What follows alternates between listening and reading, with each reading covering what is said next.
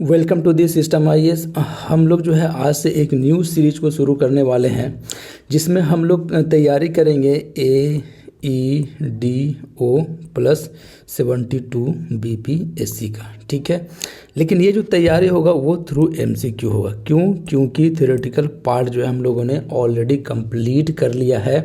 Polity जो है लक्ष्मीकांत का कंप्लीट प्लेलिस्ट में पड़ा हुआ है, हिस्ट्री भी पढ़ा हुआ है, ठीक है, बिहार स्पेशल भी पढ़ा हुआ है, ठीक है, ज्योग्राफी है, हम लोग कंप्लीट करेंगे ज्योग्राफी।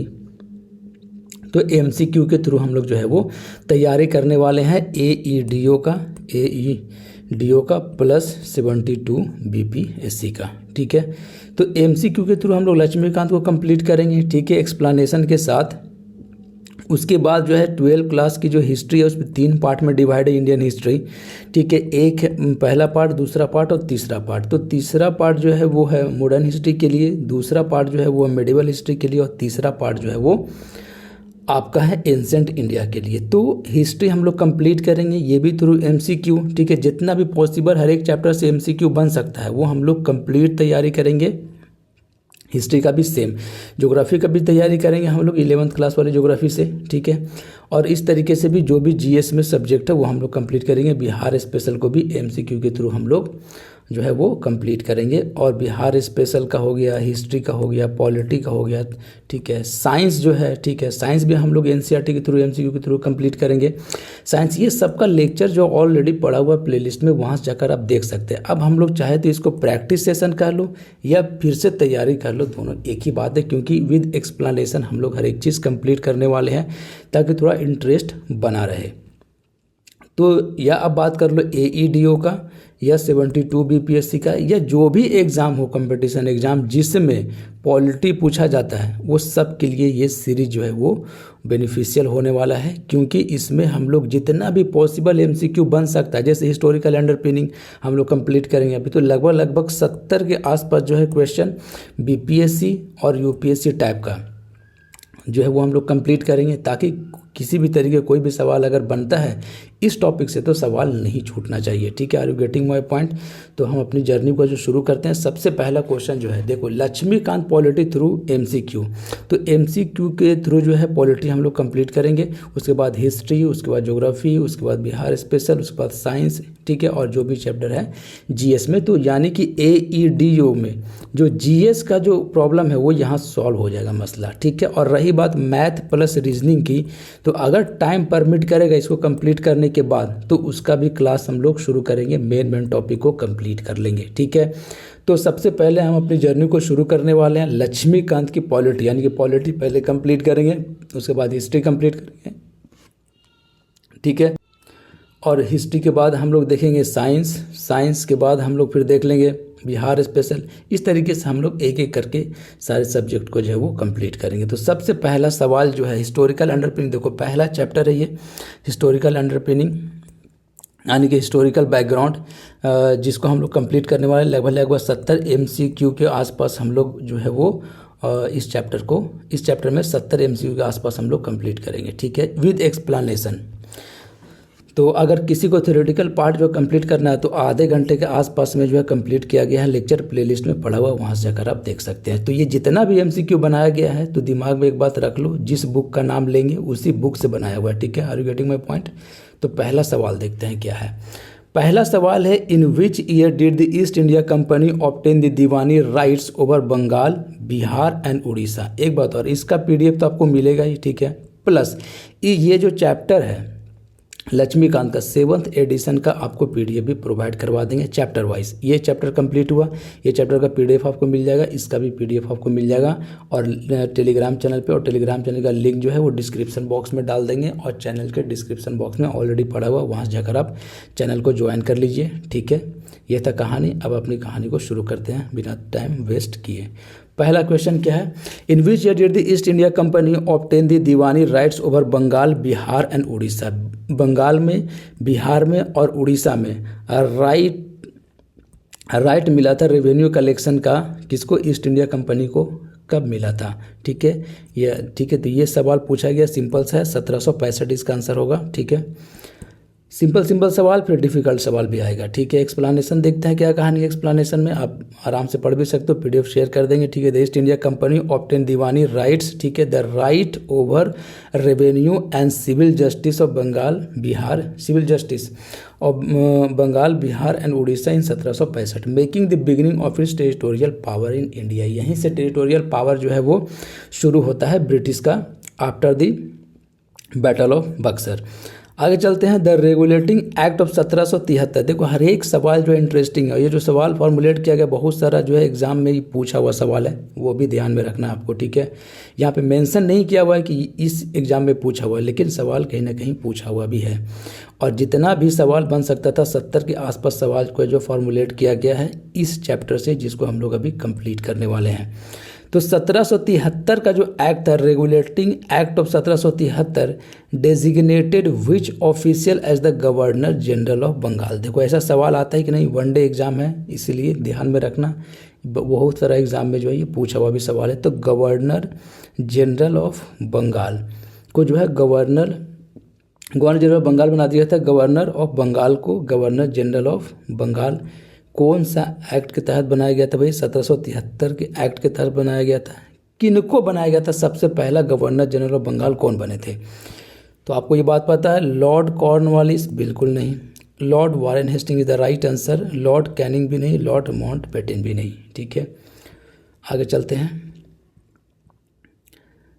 क्या है कहानी एक्सप्लेनेशन में, the regulating act of 1773 designated the governor of Bengal as governor general of Bengal. तो गवर्नर ऑफ बंगाल को गवर्नर जनरल ऑफ बंगाल बना दिया गया था 1773 वाले एक्ट में, ठीक है। Lord Warren Hasting being the first such governor general. Simple सी बात है, सिंपल इंग्लिश है, ज़्यादा कुछ नहीं। आगे चलते हैं और देखते हैं next question number 3, under the Pitt's India act 1784। अब देखो 1784 वाला एक्ट को हम लोगों ने जो है वो पढ़ रखा है, ठीक है, थ्योरेटिकल पार्ट में। सिंपल सा सवाल बनेगा, ज़्यादा कुछ नहीं। Which system was established to manage the political affairs of the company. तो पॉलिटिकल अफेयर्स को मैनेज करने के लिए कौन सा बॉडी को बनाया गया था 1774 वाले एक्ट में, ठीक है। तो एक था भैया COD और दूसरा था BOD। तो बोर्ड ऑफ कंट्रोल का काम क्या था, पॉलिटिकल अफेयर को देखना। तो ढूंढ लो बोर्ड ऑफ कंट्रोल कहाँ पे है, एक तो डुअल ये नहीं होगा, बोर्ड ऑफ कंट्रोल इधर राइट आंसर, सुप्रीम कोर्ट सब कहाँ से आ गया, गवर्नर जनरल ऑफ बंगाल, ये काउंसिल ये भी नहीं। तो आंसर क्या होगा, बोर्ड ऑफ कंट्रोल, जो कि पॉलिटिकल अफेयर्स को देखता था। 1774 वाले एक्ट में ये एस्टेब्लिश किया गया था इस बॉडी को। सिंपल है, आगे चलते हैं। Which act extended the trade monopoly of the East India company. Next question देखते हैं, क्या which act extended the trade monopoly of the East India company in India for 20 more years, यानी कि 20 साल तक। देखो ये इंटरेस्टिंग सवाल है, 20 साल तक और जो है एक्सटेंड कर दिया गया था मोनोपोली को, किसके मोनोपोली को, ईस्ट इंडिया कंपनी के मोनोपोली को। मतलब सिर्फ ईस्ट इंडिया कंपनी ही ट्रेड करेगी, ठीक है, और कोई दूसरी कंपनी इंटर नहीं करेगी, इसको कहते थे मोनोपोली। तो 20 साल के लिए एक्सटेंड कर दिया गया था, कौन से एक्ट के तहत कर दिया गया था। अभी तक आपने सवाल सुना होगा, देखो 7th एडिशन वाला जो लक्ष्मीकांत है उससे ये सवाल बनाया गया है, तो अपडेटेड है सारी चीज़ें। देखते हैं आगे क्या क्या ऑप्शन हमारे पास है। इससे पहले जो सवाल क्या पूछा जाता था कि भैया trade with China plus T कौन सा एक्ट से रिलेटेड है, या कंप्लीट मोनोपोली को ख़त्म कर दिया कौन सा एक्ट से रिलेटेड है। तो इस तरीके से इससे एक स्टेप और पीछे गए हम लोग, और ये देखें कि 20 साल तक एक्सटेंड कर दिया गया था मोनोपोली को कौन से एक्ट के तहत। तो ये इंटरेस्टिंग सवाल बन जाता है। चार्टर एक्ट ऑफ 1793, तो charter act of 1793 the right answer. आगे देखते हैं, ये चार्टर एक्ट ऑफ 1813 नहीं, इसमें जो है वो एबोलिश किया गया था ट्रेड विथ, ये क्या कहते हैं, एबोलिश किया गया था, लेकिन except trade with China plus tea. और 1833 वाले में तो कंप्लीट एबोलिश कर दिया गया था।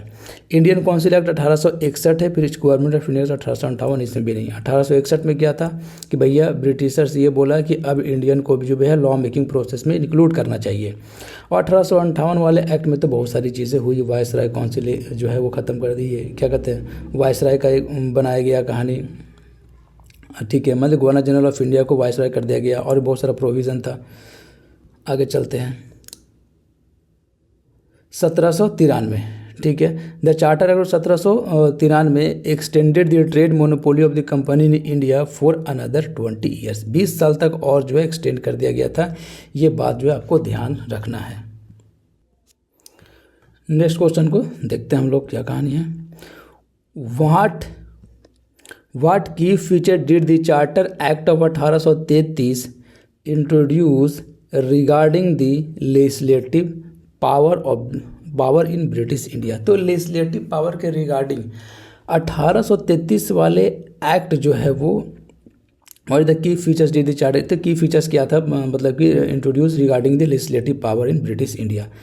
तो एक एक करके ऑप्शन पढ़ते हैं, फिर बातें जो है समझ में आएगी। It distributed legislative power among presidencies, नहीं ये तो नहीं था।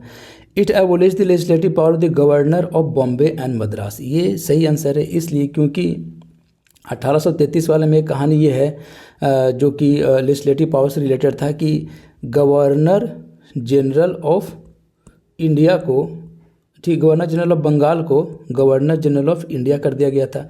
और जब भी डेजिग्नेशन चेंज होता है तो कुछ ना कुछ स्पेशल पावर दिया जाता है, ठीक है। तो इसमें स्पेशल पावर क्या दिया गया था, गवर्नर जनरल ऑफ इंडिया को, कि भैया बॉम्बे प्रेसिडेंसी को और मद्रास प्रेसिडेंसी का जो पावर है उसको डिप्राइव करो और ये पावर किस में सारा वेस्टेड कर दो, गवर्नर जनरल ऑफ इंडिया को, ठीक है। आगे चलते हैं। लॉर्ड कैनिंग पहले बने थे,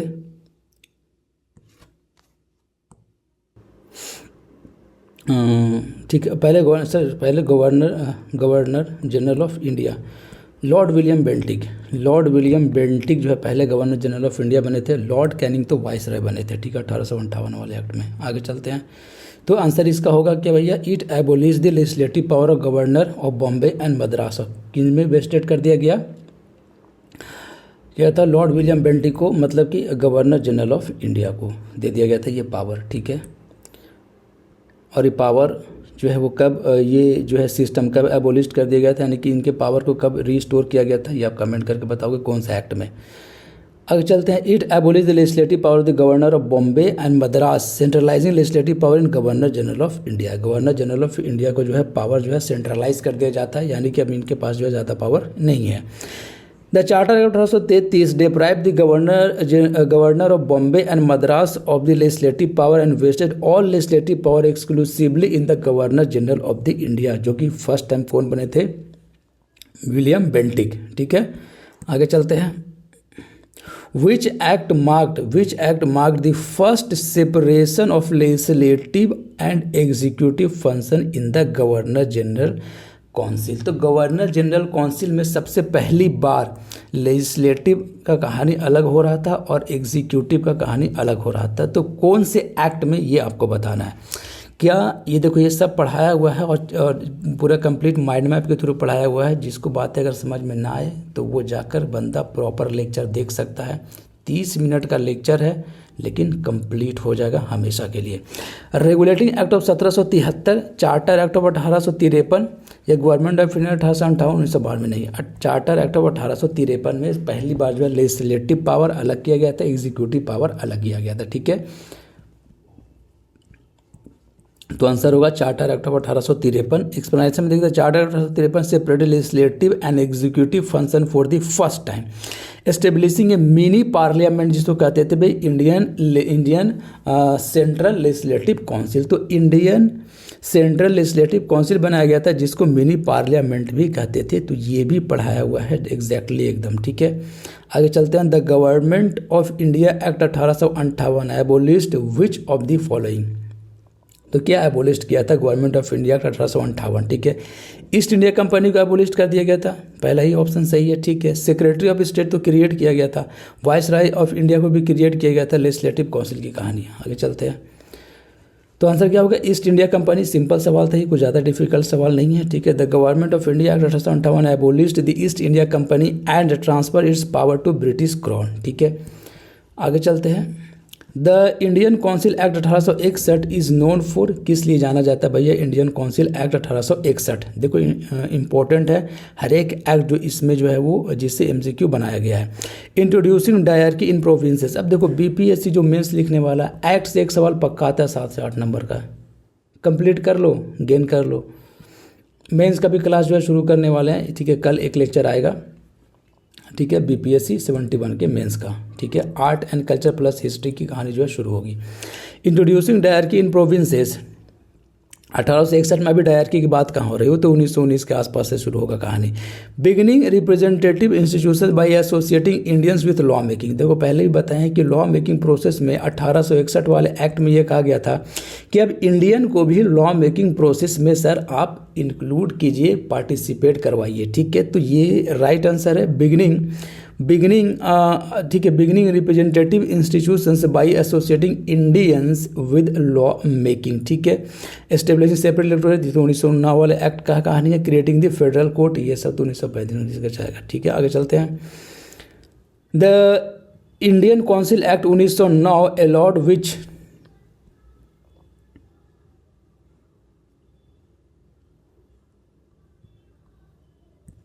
आगे चलते हैं। Indian council act 1909 allowed which important feature for the first time. तो 1909 वाला एक्ट जो है वो पहली बार कौन सा ऐसा इंपॉर्टेंट फीचर लेकर आया था। मतलब 1909 वाले एक्ट जो है एक ही चीज़ के लिए ज़्यादा हाईलाइट है, वो तो आपको बात पता ही कि डायरेक्ट इलेक्शन नहीं, सेपरेट इलेक्टोरेट फॉर मुस्लिम, यही वो कहानी है, ठीक है। मॉर्लेमेंटो रिफॉर्म की 1909 वाले एक्ट का दूसरा नाम है जो कि मॉर्लेमेंटो रिफॉर्म, जिसमें जो है वो सेपरेट इलेक्टोरेट लाया था और इसको जो है वो लीगलाइज कर दिया गया था कम्युनलिज्म को, ठीक है। ये सारी चीज़ों को हम लोगों ने पढ़ा, एक्सप्लेनेशन देखते हैं क्या कहानी है। Separate electorate for Muslim is the right answer. The Indian council act 1909, जिसको मॉर्लेमेंटो रिफॉर्म भी कहते हैं, introduced separate electorate for Muslim there by legalising communal representation, ठीक है। कम्युनल रिप्रेजेंटेशन को लीगलाइज कर दिया गया था फॉर द फर्स्ट टाइम। देखो जो बोल रहे हैं एग्जैक्टली वही आपको मिल गया स्टेटमेंट में, ठीक है। What form of government was introduced by the government of India act 1919। तो गवर्नमेंट ऑफ इंडिया एक्ट 1919 के तहत कौन सा जो है वो किस टाइप ऑफ गवर्नमेंट को जो है वो बनाया गया था। तो क्या प्रोविंशियल ऑटोनॉमी दिया गया था? नहीं, ये तो 1935 वाले एक्ट में दिया जाएगा, इसलिए ये गलत हो गया। डायरेक्ट ब्रिटिश रूल के बारे में तो कुछ बात ही नहीं हुआ। डायरकी लाया गया था, ये बात तो सही है कि डुअल रूल की जो है कहानी लाई गई थी, किसमें, 1919 वाले एक्ट में। और फेडरल यूनियन ये सब नहीं है, ठीक है। तो C is the right answer, dyarchy लाया गया था, डबल रूल की कहानी थी। आगे चलते हैं, डायरकी यानी कि डबल रूल, ठीक है। The government of India 1919 introduced dyarchy in provinces where, देखो डायरकी कहाँ इंट्रोड्यूस हुआ, देखो 1919 वाले एक्ट में। प्रैक्टिस करते चलते हैं, ठीक है। एक तो है सेंटर, एक है प्रोविंसेस। तो 1919 वाले एक्ट में प्रोविंसेस में जो है वो डायरकी लाया गया। Are you getting my point? एकदम क्लियर होना चाहिए, ठीक है। और सेंटर में अभी नहीं लाया गया। सेंटर में जो है ट्रांसफर किया गया था सब्जेक्ट, दो सब्जेक्ट को, ट्रांसफर सब्जेक्ट और रिजर्व सब्जेक्ट की कहानी, ठीक है। यानी कि डायरकी यहाँ लाया गया था जिसमें क्या गया था, ट्रांसफर सब्जेक्ट और रिजर्व सब्जेक्ट, ठीक है। सेंटर अभी कुछ नहीं। जब 1935 वाला एक्ट आएगा, 1935 वाला एक्ट आएगा तो उसमें क्या करेंगे, प्रोविंसेस को ऑटोनॉमी दे दिया जाएगा और सेंटर में लाया जाएगा डायरकी। और जब सेंटर में डायरकी लाया जाएगा तो फिर यहाँ पे रिजर्व और ट्रांसफर का कहानी शुरू होगा। Are you getting my point? देखते हैं। Introduce dyarchy in the provinces where subjects were divided into transfer and reserve category. तो जहाँ पे डायरकी होगा वहाँ पे दो पार्ट में डिवाइड हो जाएगा सब्जेक्ट। एक तो होगा ट्रांसफर सब्जेक्ट, ठीक है, जिसको मिनिस्टर को दे दिया जाएगा और वो रिस्पॉन्सिबल होगा लेजिस्लेटिव काउंसिल के। और एक होगा रिजर्व सब्जेक्ट, जो रिजर्व कर लेगा गवर्नर जनरल खुद के लिए, अपने के लिए, ठीक है। Administered by the ministers and governor respectively, ठीक है। आगे चलते हैं। Under the government of India act 1919 which subjects were administered by the minister responsible to the legislative council, ठीक है। तो लेजिस्लेटिव काउंसिल के लिए जो है वो रिस्पॉन्सिबल होगा मिनिस्टर। तो कौन सा सब्जेक्ट उसको दिया गया था, तो अभी जस्ट डिस्कस किया हम लोगों ने कि दो पार्ट में था, एक था ट्रांसफर और एक था रिजर्व, ठीक है। तो रिजर्व की कहानी तो सेंटर के पास चली जाएगी सर। एक हुआ जो ट्रांसफ़र होगा वही जाएगा मिनिस्टर के पास, जो कि रिस्पॉन्सिबल होगा लेजिस्लेटिव काउंसिल का। तो ट्रांसफ़र सब्जेक्ट चूज कर लो, B is the right answer, ठीक है। तो the transfer subject like public health, ठीक है, transfer subject like public health, education and agriculture were administer by minister responsible to the legislative council, जो कि legislative council के रिस्पॉन्सिबल होगा। Where while reserve subjects remain under the control of the governor, तो governor के under में होगा, ठीक है।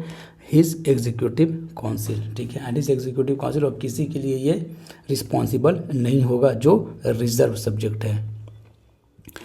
Which act introduce bicameralism in Indian legislative system for the first time, ठीक है, जो फर्स्ट टाइम पढ़ रहा होगा बंदा उसके लिए तो ये रामबाण का सीरीज है कि MCQ जैसे वहाँ वो जब थ्योरेटिकल पार्ट कंप्लीट कर लिया है और MCQ यहाँ से कंप्लीट कर लेगा तो उसको सारा क्रिस्टल एंड क्लियर हो जाएगा मामला, कहीं पे कोई कन्फ्यूज़न नहीं रहेगा, ठीक है। जो छोटी छोटी सी चीज़ें जो है वो बहुत ही दिक्कत पैदा कर देती है एग्जाम में कि बाईकैमरलिज्म किस में आया था, 1919 वाले में आया था, 1909 वाले में आया था, 1935 वाले में आया था। तो एक बार अगर आप MCQ बना लेते हो तो आपका जो है वो कंफर्म हो जाता है कि नहीं भैया 1919 वाले एक्ट में ही बाईकैमरलिज्म का कॉन्सेप्ट आया था, ठीक है, अपर हाउस लोअर हाउस। देखो अब दो चीज़ें हैं, दो कॉन्सेप्ट है, एक तो डायरकी का कॉन्सेप्ट है, दूसरा है बाईकैमरलिज्म का कॉन्सेप्ट है। तो बाईकैमरलिज्म में क्या होता है, सिंपल सा अपर हाउस लोअर हाउस, जैसे अभी बाईकैमरलिज्म है हमारा, ठीक है, राज्यसभा लोकसभा, ठीक है, बाईकैमरलिज्म कुछ स्टेट में भी है, ठीक है, लेजिस्लेटिव काउंसिल और लेजिस्लेटिव असेंबली। लेकिन डायरकी में रिजर्व होता है, सब्जेक्ट रिजर्व होता है कि कौन किस पे लॉ बनाएगा, तो यहाँ पे कहानी अलग है, ठीक है। आगे चलते हैं। The government of India 1919 introduce bicameralism with the creation of upper house, ठीक है, काउंसिल ऑफ स्टेट बोला गया, और लोअर हाउस जिसको लेजिस्लेटिव असेंबली बोला गया, ठीक है। आगे चलते हैं। 13 नंबर क्वेश्चन क्या है, the Indian independence act 1947 provided for all except, option देखते हैं हम लोग क्या है, partition of India into 2 dominions. तो एक्सेप्ट यानी कि कौन इसमें से नहीं है वो हम लोग को चूज करना है। तो partition of India into 2 dominions ये तो है। End of British rule in India ये भी होगा क्योंकि 1947 वाला एक्ट है। Creation of federal constitution immediately ये कहानी नहीं है। Abolition of the office of viceroy ये भी है, ठीक है, यानी कि सी क्या है, इनकरेक्ट है, यानी कि सी हमारा आंसर होगा।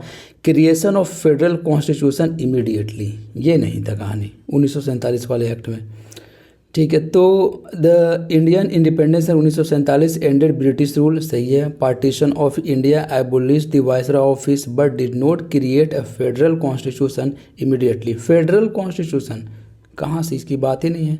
Constituent assembly way to frame their own constitution, federal constitution के बारे में बात नहीं करेंगे हम लोग, ठीक है। Who was the first viceroy of India, देखो इंपॉर्टेंट है ये सवाल।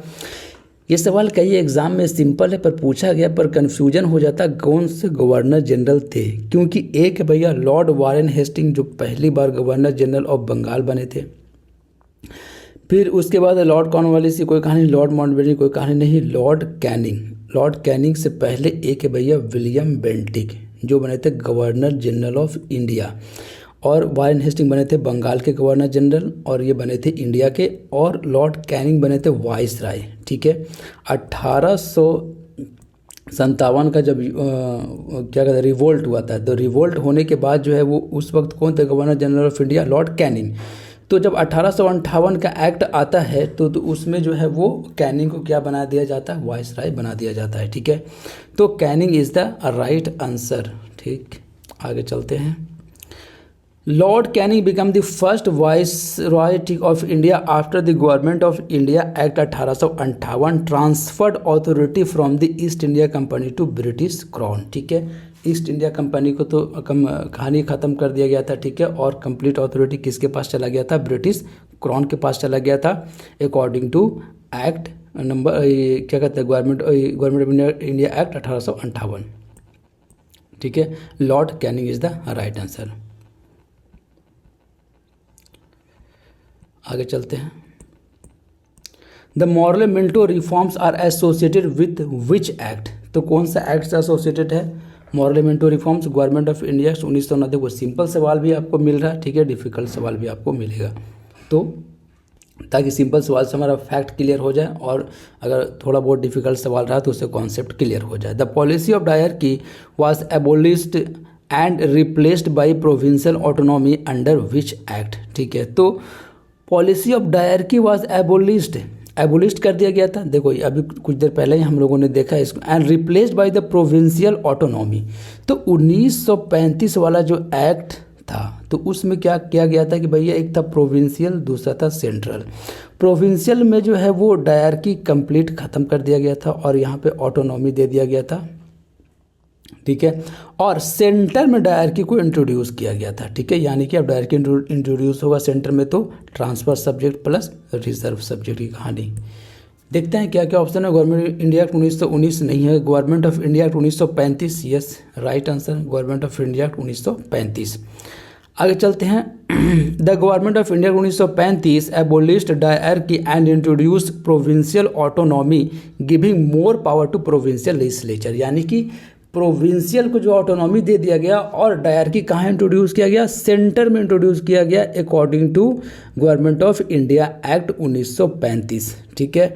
The secretary of state for India was a member of which body. अभी हर बार एक कन्फ्यूजन का एक मसला क्रिएट रहता है एक स्टूडेंट के पास कि भैया कहाँ का मेंबर होता था वो। इससे अच्छा कि एक सवाल ही इससे बना दिए गए कि अब हमेशा के लिए बना दिया गया ताकि अभी हमेशा के लिए क्लियर हो जाए मामला कि भैया कहाँ के थे ये, मतलब कहाँ से बिलोंग करते थे, कहाँ के मेंबर थे ये। तो भाई the secretary of state for India was a member of which body, कौन से बॉडी के, तो ब्रिटिश पार्लियामेंट के, ब्रिटिश कैबिनेट के, इंडियन सेंट्रल लेजिस्लेटिव काउंसिल के या वायसराय एग्जीक्यूटिव काउंसिल के। तो आंसर क्या होगा, ब्रिटिश कैबिनेट के मेंबर थे ये और डायरेक्टली रिस्पॉन्सिबल होते थे किनके भैया, पार्लियामेंट के, ठीक है। आगे चलते हैं। The secretary of state for India was a member of the British cabinet and ultimately responsible to the British parliament. यानी कि ब्रिटिश पार्लियामेंट के जो है वो अल्टीमेट किसके रिस्पॉन्सिबल थे, ब्रिटिश पार्लियामेंट के रिस्पॉन्सिबल थे। कौन, सेक्रेटरी ऑफ स्टेट, ठीक है। कहाँ के मेंबर थे, ब्रिटिश कैबिनेट के मेंबर थे। आगे चलते हैं। Which act introduce the system of separate electorates for the first time. First time जो है सिस्टम ऑफ सेपरेट इलेक्टोरेट कौन सा एक्ट के तहत जो है वो इंट्रोड्यूस किया गया था, तो वो किया गया था क्या 1892 है, नहीं 1909 वाले एक्ट में, ठीक है। मुस्लिम के लिए सबसे पहले जो है कम्युनल रिप्रेजेंटेशन लाया गया। इसका मतलब ये हुआ कि Muslim can only vote to the Muslim candidate, this is called separate electorate. Separate कर दिए, ठीक है, कि मुस्लिम सिर्फ मुस्लिम को ही वोट करेगा और किसी को वोट नहीं कर सकता है, ठीक है। ये फर्स्ट टाइम इंट्रोड्यूस किया गया था गवर्नमेंट ऑफ इंडिया 1909 के तहत, जिसको मॉर्ले मिंटो रिफॉर्म भी कहते हैं। मॉर्ले मिंटो, चेम्सफोर्ड नहीं, चेम्सफोर्ड 1919 में जाएगा, ठीक है।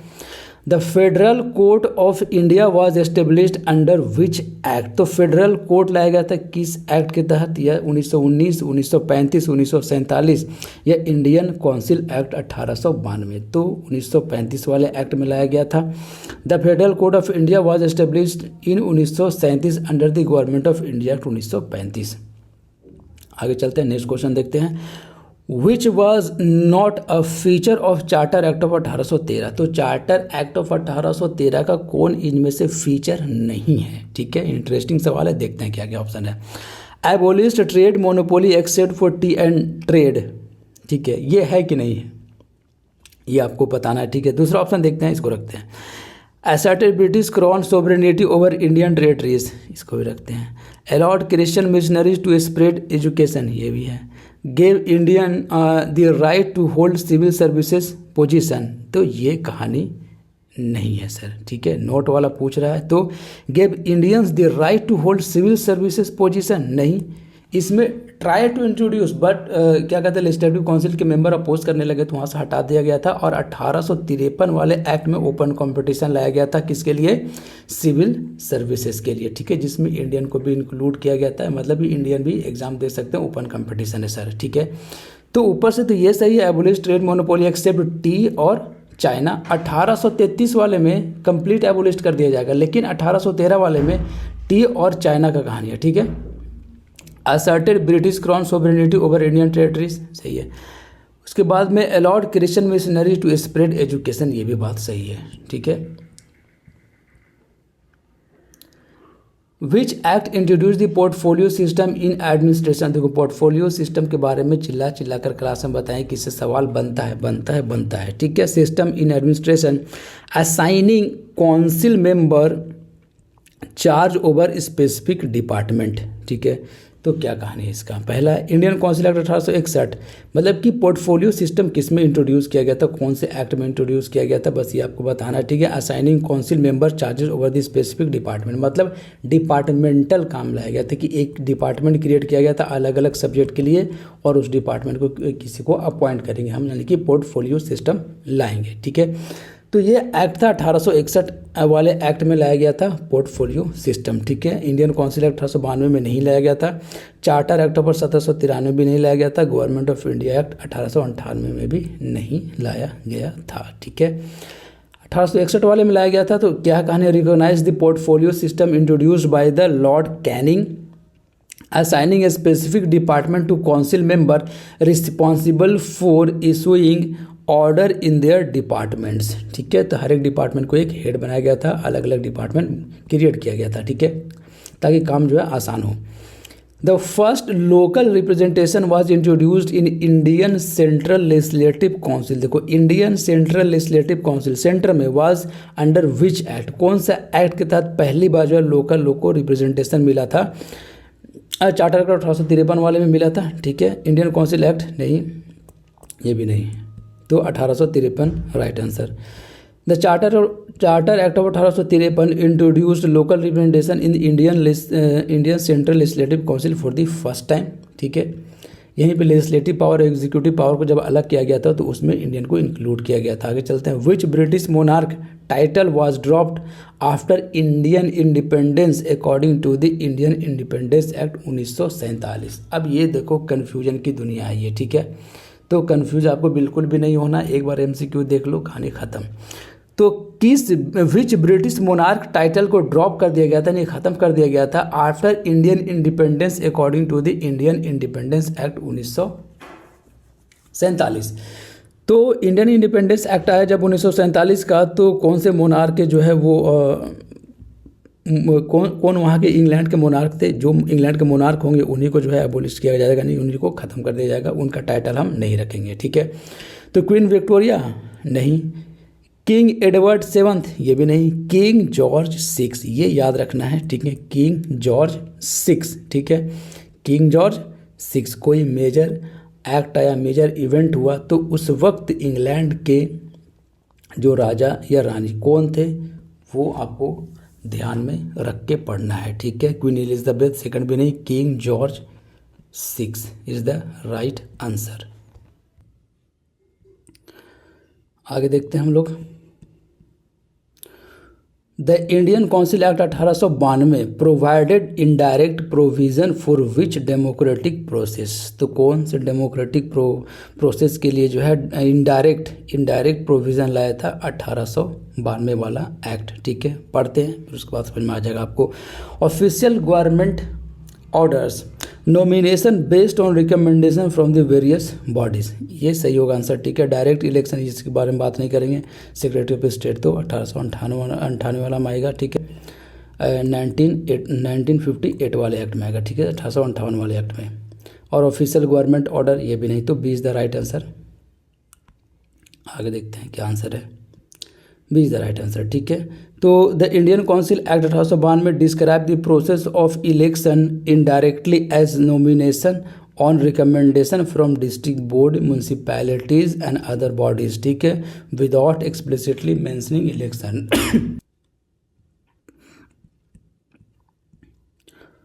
Who was the first Indian to join the viceroy executive council, important सवाल है, ठीक है। सत्येंद्र प्रसाद सिन्हा पहले थे जो वायसराय एग्जीक्यूटिव काउंसिल को ज्वाइन किए थे, सिंपल है, आपको पता भी होगा। आगे चलते हैं। The board of control created under पिट्स India act 1784 managed which type of affairs, ठीक है, घुमा घुमा कर सवाल है ये। Political affairs, board of control political affairs, ठीक है। The supreme court in Calcutta was established on the basis of which act, which act के तहत जो है वो कलकत्ता में सुप्रीम कोर्ट एस्टेब्लिश्ड किया गया था, तो regulating act of 1773 is the right answer, ठीक है। आगे चलते हैं। The government of India act 1935 provided for the establishment of, तो 1935 के तहत क्या क्या एस्टेब्लिश्ड हुआ था वो देखना हम लोग। प्रोविंशियल पब्लिक सर्विस कमीशन, ये बात तो बिल्कुल सही है।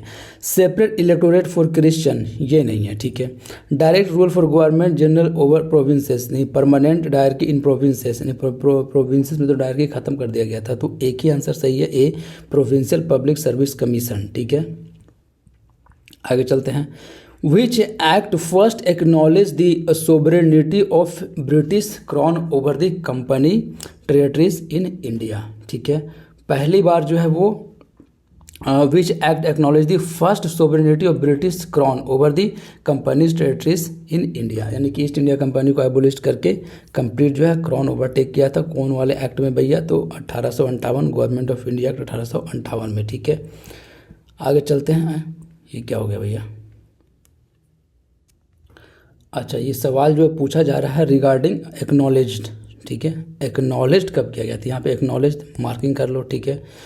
तो ये चार्टर 1813 में हुआ था, वो इस तरीके से एक्सप्लेनेशन इसका कि भैया पहली बार जो है वो मोनोपोली को ख़त्म किया गया था, ईस्ट इंडिया कंपनी के मोनोपोली को कंप्लीट ख़त्म किया गया था, कंप्लीट नहीं, except trade with China plus tea, ठीक है। ये दो को छोड़कर बाकी के मोनोपोली को ख़त्म किया गया था, तो इस तरीके से एक्नॉलेजमेंट का कहानी ये है, इसलिए आंसर होगा चार्टर एक्ट ऑफ 1813। 1858 वाले में तो कंप्लीट अपने अंडर में ही ले लेता है, ठीक है, तो थोड़ा कन्फ्यूजन हो गया था। Charter act of 1813 is the right answer, ठीक है। Charter act of 1813 was the first to assert British crown sovereignty over the company's Indian territories. आगे चलते हैं। Which was the main purpose of the amending act of 1781। 1781 का जो है main purpose क्या था अमेंडिंग करने का था, तो to establish the board of control, ये तो पहला ही, ये तो बाद में हुआ था, ठीक है। To exempt governor general and company officer from supreme court jurisdiction for the official act, ये सही है कि इसके जुरिडिक्शन से आप एग्जम्प्ट कर दो किसको, गवर्नर जनरल को और एंड कंपनी ऑफिसर्स को, तो B is the right answer. अब चलते हैं। To exempt governor general and company officer from the supreme court jurisdiction for official act, ठीक है। The amending act of 1781 exempted the governor general and company servants from the jurisdiction of the supreme court for official actions. Next question देखते हैं।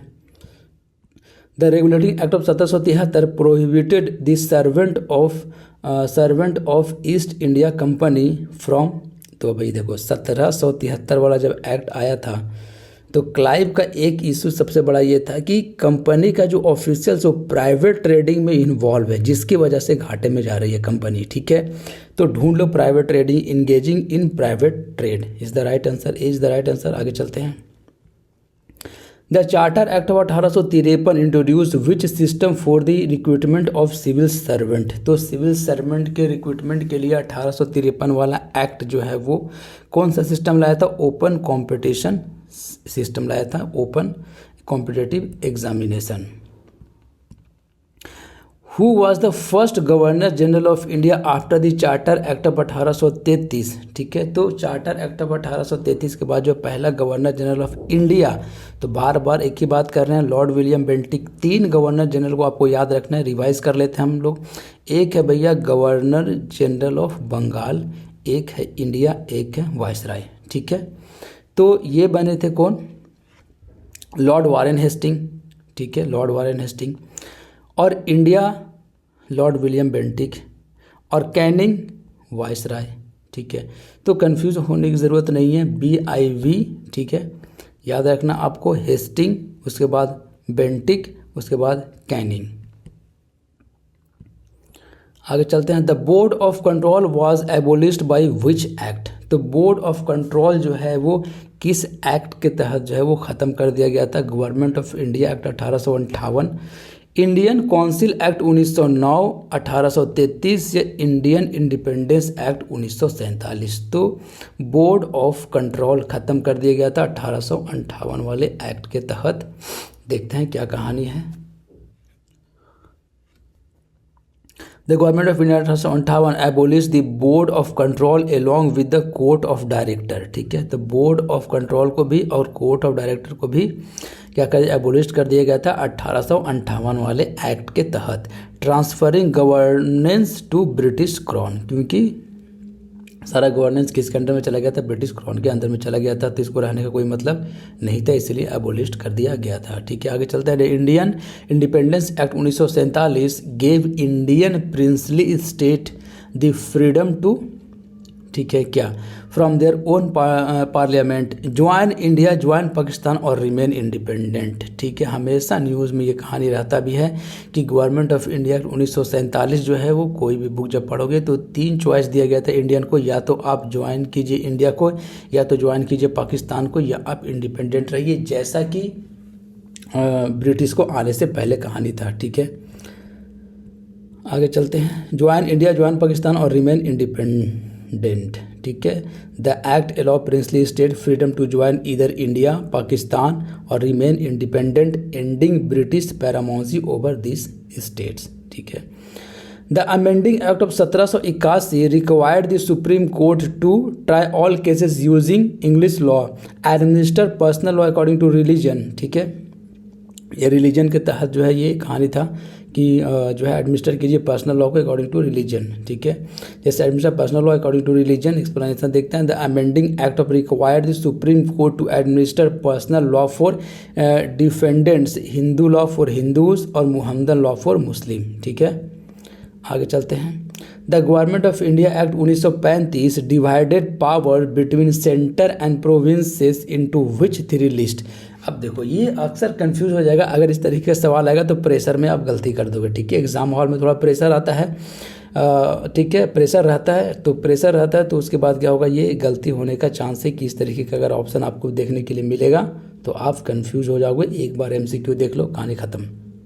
The government of India 1935 में divided powers between the centre and the provinces in 3 list. कौन कौन सा list है, central, provincial, local list, या central, state या municipal, नहीं लोकल भी नहीं, म्यूनसिपल भी नहीं, शेयर्ड वाला भी कहानी नहीं है। देखो ऑटोमेटिक जो है ये एलिमिनेट हो जा रहा है, तो ये बच जा रहा है भैया, फेडरल, प्रोविंशियल और कॉन्करेंट लिस्ट, फेडरल, प्रोविंशियल और कॉन्करेंट लिस्ट। ठीक है, who was the first prime minister of independent India, तो इंडिपेंडेंट इंडिया का सिंपल है जवाहरलाल नेहरू। आगे चलते हैं। What was the key provision of the Pitt's India act 1784, तो 1784 का जो पिट्स इंडिया एक्ट है उसका मेन प्रोविज़न क्या था, की प्रोविज़न क्या था, establishment of the federal court, नहीं, creation of a dual government system, BOD and COD is the right answer. देखो अगर सारा जो है वो पॉइंट अगर आपके दिमाग में कहीं घूम रहा हो, ठीक है, तो ऑटोमेटिक ऑप्शन देखने के बाद आंसर आ जाता है। ठीक है, direct rule by the British monarch नहीं, abolish of the East India Company, ये सभी नहीं, तो B is the right answer, creation of dual government system in India, BOD COD आया था, board of control and court of director. Which act empowered the governor general in council to frame regulation for provincial courts and council. ठीक है, तो regulation for the provincial court and council के लिए the act empowered the governor general in council to frame regulation for provincial court and council के लिए, तो कौन सा एक्ट है, 1773 वाला एक्ट, या amending act of 1781, charter act of 1793, या इंडियन इंडिपेंडेंस एक्ट 1947। तो इसका आंसर होगा अमेंडिंग एक्ट 1781। ठीक है, which act established a separate governor general legislative council known as the Indian Central Legislative Council। देखो 1781 वाला जो एक्ट है, ये जब पुराना वाला जब लक्ष्मीकांत पढ़ोगे तो उसमें नहीं मिलेगा। ठीक है, 7th एडिशन का जो है उसमें इंक्लूड किया गया 1781 वाला एक्ट को, तो PDF प्रोवाइड कर देंगे, देख लेना, पढ़ लेना। ठीक है, आगे चलते हैं। Which act established a separate governor general legislative council known as the Indian Central Legislative Council। एक सेपरेट जो है बनाया गया था, कौन सा एक्ट के तहत, तो चार्टर एक्ट ऑफ 1853।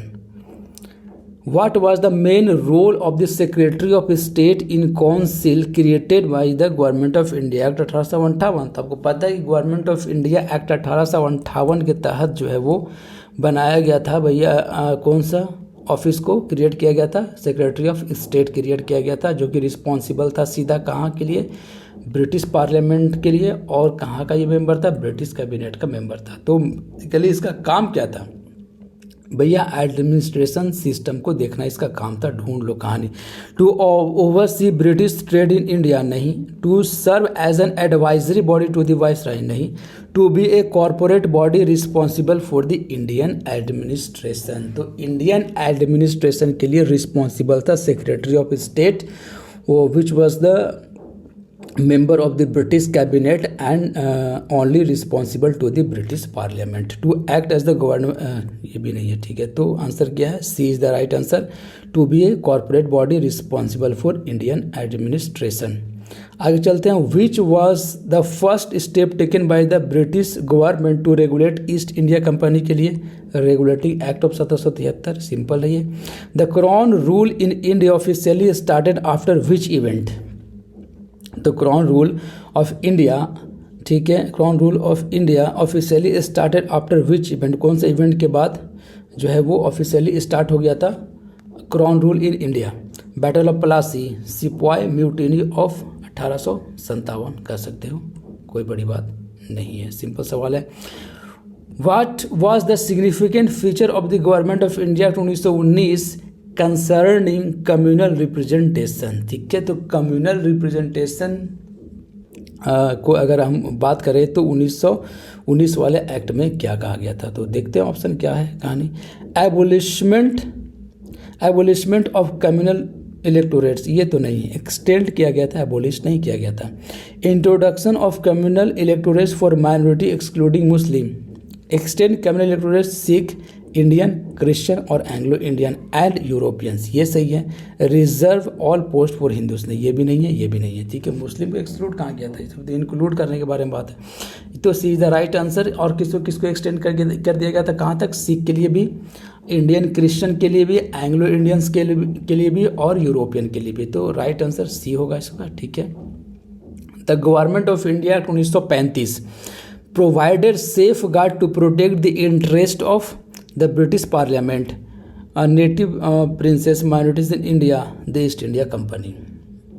तो क्या कह रहा? क्वेश्चन कह रहा है कि the government of India 1935 provided safeguard to protect the interest of, तो भैया किसके इंटरेस्ट को प्रोटेक्ट करने के लिए जो है उन act of government of India 1935 जो है वो बात करता है? तो ब्रिटिश पार्लियामेंट का नहीं, नेटिव प्रिंसेस का। माइनॉरिटीज इन इंडिया, ठीक है, माइनॉरिटीज इन इंडिया। आगे चलते हैं, क्योंकि 1935 वाले में भी एक्सटेंड कर दिया गया था कम्युनल रिप्रेजेंटेशन। ठीक, what was the primary significance of the charter act of 1813 regarding education के रिगार्डिंग बताइए। 1813 वाले एक्ट में क्या कहानी है? Prohibited western education in India, गलत बात है ये। Allowed Christian missionary to spread western education, पहले भी पढ़ चुके हैं, ये सही बात है। Mandated compulsory education for all Indians, नहीं, compulsory education for all Indians के बारे में बातें नहीं है। एंडेड मिशनरी एक्टिविटीज़ इन इंडिया, ये भी नहीं है। और तो एंड थोड़ी किया गया था, उसको तो अलाउ किया गया था। Who headed the boundary commission that defined boundaries between the India and Pakistan? Simple सवाल है भाई, सर सिरिल रेडक्लिफ, जो पहली बार देख रहे हैं उनको जो है समझ में आनी चाहिए बात। रेडक्लिफ लाइन जो है इंडिया पाकिस्तान का बॉर्डर है, और सर सिरिल रेडक्लिफ जो थे हेड थे मेंबर के बाउंड्री कमीशन के। ठीक है, आगे चलते हैं। Which act allowed the viceroy to issue ordinances without the council's concurrence, without the council concurrence for emergency. तो इमरजेंसी के टाइम में जो है पावर वेस्टेड था, ठीक है, वाइस राय को, ठीक है, वाइस राय कर लो, गवर्नर जनरल ऑफ इंडिया, या वाइस राय ही कर लो, ज़्यादा बेटर है। ठीक है, वाइस राय, क्योंकि 1858 में तो वाइस राय कर दिया गया, तो वाइस राय को दे दिया गया था कौन से एक्ट के तहत कि आप ऑर्डिनेंस बना सकते हो ड्यूरिंग इमरजेंसी। तो 1861 वाले एक्ट में ये कहा गया था कि भैया आप जो है वो ऑर्डिनेंस बना सकते हैं ड्यूरिंग इमरजेंसी, वाइस राय। ठीक है, आगे चलते हैं। The first cabinet of independent India was sworn in by which officers? तो लॉर्ड माउंटबेटन, हिस्ट्री में भी आ जाएगा ये, पॉलिटी में भी देख लोगे आप। विच ऑफ द फॉलोइंग इज यार करेक्ट रिगार्डिंग एक्ट ऑफ 1773? तो 1773 एक्ट के रिगार्डिंग कौन कौन सा सही है? थोड़ा सा ट्विस्ट टाइप का क्वेश्चन है, ठीक है, आगे देखते हैं। It establish the governor general of Bengal, सही बात है, governor general of Bengal Lord Warren Hasting. It made the governor of Bombay Madras subordinate to the governor general of Bengal, ये भी सही बात है कि सबॉर्डिनेट बना दिया गया था। तो दोनों ऑप्शन सही है, बोथ आर करेक्ट ऑप्शन। आगे चलते हैं, which of the following is a are feature of the amending act of 1781, exempted governor general and council from the supreme court jurisdiction in official act, ये तो सही बात है। Provided Supreme Court authority over all revenue matters, Supreme Court authority over all revenue matters, नहीं ये सही नहीं है, तो A is the right answer only, ठीक है। Which of the following is या are correct about the Pitt's India act 1784, तो 1784 का जो एक्ट है उसके रिगार्डिंग कौन कौन से स्टेटमेंट सही है वो देखना आपको, ठीक है। It created the board of control to manage political affairs, board of control to manage political affairs. It allowed court of director to manage commercial affairs, दोनों सही है, इसमें कोई दिक्कत वाली बात नहीं है, इसलिए तो डुअल गवर्नमेंट लाया था ये, ठीक है। Which of the following statement are correct regarding the charter act of 1813 के रिगार्डिंग कौन कौन से स्टेटमेंट सही है वो देखते हैं, ठीक है। It abolish the trade monopoly of the company except tea and China, बार बार एक ही चीज़ को पढ़ रहे हैं, सवाल भी इसी तरीके से बनाया जाएगा, ठीक है। It allowed Christian missionary to spread western education in India, ये भी सही बात है, तो दोनों सही है, both A and B is the correct answer, ठीक है। Which of the following is are true about the charter act of 1833, तो चार्टर एक्ट ऑफ 1833 के बारे में कौन सही है उसके बारे में देखते हैं, ठीक है। क्या option, it made the governor general of Bengal as governor general of India with sweeping powers, सही। It allowed Indians to complete freely for civil services post, नहीं। अब 1858 के बाद 1853 आया था, इसलिए बार बार इस बात को इंक्लूड किया जा रहा है कि स्टूडेंट कंफ्यूज हो जाए, लेकिन कंफ्यूज होने की ज़रूरत नहीं है, इसमें लाया ही नहीं गया था 1833 वाले एक्ट में, 1853 वाले में ओपन कंपटीशन लाया गया था फॉर द सिविल सर्वेंट, ठीक है। तो only A is the correct answer. Which of the following features are associated with the charter act of 1853, तो 1853 से कौन रिलेटेड, कौन कौन से स्टेटमेंट्स वो देखते हैं। Separation of legislative and executive function of the governor general council, simple है, ये बात सही है। Introduction of direct election for the civil services, तो डायरेक्ट इलेक्शन हुआ सिविल सर्विसेज का, नहीं, ओपन कॉम्पिटिशन था, तो ये तो गलत हो गया, तो only A is the correct answer. Which of the following happened due to the government of India act 1858 का घटना कौन सा भैया। East India company was abolished, बिल्कुल सही बात है ये। The secretary of state for India was appointed, ये भी सही बात है, तो both are correct. Which of the following were features of the Indian council act 1861 का कौन कौन सा फीचर्स है देखते हैं। It nominated Indians to legislative council, तो हर बार ये बात बताया जा रहा है कि भैया लॉ मेकिंग प्रोसेस में इंडियन को इंक्लूड करने का बात करता है 1861। It nominated Indians to legislative council, सही बात है। Legislative powers were restored to Bombay and Madras, ये भी सही बात है, ठीक है। पहले हम लोगों ने देखा था कि डिप्राइव किया गया था पावर को 1833 वाले एक्ट में, जिसमें, ठीक है, गवर्नर जनरल ऑफ इंडिया के अंदर जो है वेस्टेड कर दिया गया था पावर को, और इसी पावर को रिस्टोर किया था 1861 वाले एक्ट में, ठीक है। और इंडियन को नॉमिनेट किया जाता है कि भैया लॉ मेकिंग प्रोसेस में आप इंक्लूड कीजिए इंडियंस को, तो दोनों सही है, इसमें कोई दिक्कत वाली बात नहीं है, सिंपल है। Which of the following did the Indian council act 1892 provide for, ठीक है, तो 1892 वाले के बारे में देखते हैं। Increase non official member in central and provincial council, तो जो कोई भी एक्ट आएगा तो धीरे धीरे तो पावर दिया जा रहा है, तो ये तो सही है, ठीक है। Introduction of direct election in council member selection, direct election, तो ये नहीं है सर, ठीक है, ए सही होगा, बी तो नहीं होना चाहिए। अब चलते हैं, which of the following is are true regarding the Morley Minto reform, यानी कि इंडियन काउंसिल एक्ट 1909। अब चलते, it increase the size of the legislative council, introduce separate electorate for Muslim, दोनों सही है। Which of the following were provisions of the government of India 1919 का कौन कौन सा provision. Introduction of direct in provinces, बिल्कुल सही बात है। Bicameralism legislature at the centre, ये भी सही बात है, ठीक है। बाई कैमरलिज्म के बारे में बात किया था हम लोगों ने 1919 वाले एक्ट में, और डायरकी लाया गया था प्रोविंसेस में। 1935 वाले में डायरकी अबोलिश कर दिया जाएगा प्रोविंसेस में, और सेंटर में लाया जाएगा डायरकी, ठीक है। आगे चलते हैं। Which of the following are correct about the government of India act 1935? Abolish dyarchy in provinces, सही है यहाँ तक। इंट्रोड्यूस प्रोविंशियल ऑटोनॉमी, ये भी सही है। Established federal list, provincial list and concurrent list, ये भी सही है,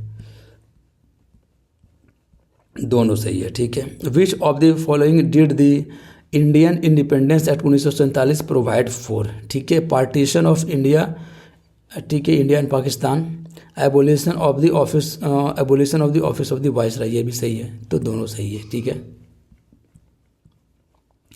which of the following statement are true regarding the charter act of 1813? तो चार्टर एक्ट ऑफ 1813 के रिगार्डिंग कौन से स्टेटमेंट सही है? Asserted the sovereignty of the British crown over company possessions, ठीक है। Allowed Christian missionary into India, allowed Christian missionaries into India, ठीक है। आगे चलते हैं। Abolish the trade monopoly entirely, ये नहीं है, इंटायरली तो ख़त्म नहीं किया था, तो दोनों सही है। Which of the following is are correct about the amendment act of 1781? Exempted the governor general and company servant from supreme court, ये तो सही है। Gave the supreme court jurisdiction over all India, gave the supreme court jurisdiction over all India, ये नहीं है। Explanation क्या है इसका? The act exempted them from the court jurisdiction for official act but did not exempt supreme court jurisdiction, ठीक है, extensively. Which of the following is are true about the system of dyarchy under government of India 1919 के अंदर dyarchy के बारे में क्या कहानी है? Divided subject into reserve and the transfer, ये तो सही बात है। Minister responsible to legislature administer reserve subject, reserve subject नहीं, transfer subject. Transfer subject minister के पास था, वो रिस्पॉन्सिबल होगा लेजिस्लेटिव काउंसिल का, ठीक है, मतलब लेजिस्लेटिव काउंसिल के रिस्पॉन्सिबल होगा कौन? मिनिस्टर होगा जिसके पास ट्रांसफर सब्जेक्ट है, ना कि रिजर्व सब्जेक्ट। यहाँ पे रिजर्व दिया इसलिए गलत हो गया, only one is correct. Which of the following is are correct about the board of control, ठीक है। It was created by the British India 1784, सही है। It manage the political affairs of British India, ये भी सही है। It was abolished by the government of India act 1858, ये भी सही है, ठीक है। तो तीनों स्टेटमेंट करेक्ट है। आगे चलते हैं। Which of the following are features of the charter of India act, charter act of 1853 के लिए कौन कौन सही है? Establishment of legislative council with Indian representation, सही है। Beginning of open competition system for civil services, बार बार एक ही चीज़ को पढ़ रहे हैं, ठीक है। Provision of local representation in legislative council देख चुके हैं हम लोग, तो all of the above is the correct answer. Which is या are correct concerning the government of India act 1935? It introduce provincial autonomy, सही बात है, प्रोविंशियल ऑटोनॉमी के बारे में बात करता है 1935 वाला act. Indian princess join the federation establish by the act, ये भी सही है। Introduced federal provincial and concurrent list, एक मिनट, बी क्या है? Indian princess join the federation establish by the act, तो फेडरेशन को कहाँ ज्वाइन किया था? नहीं, तो ये गलत है। इंट्रोड्यूस्ड प्रोविंशियल ऑटोनॉमी, ये सही है, ठीक है, और सी सही है। Introduced federal provincial and concurrent legislative list, both A and C are सही। Which of the following is are true about the Indian independence act 1947?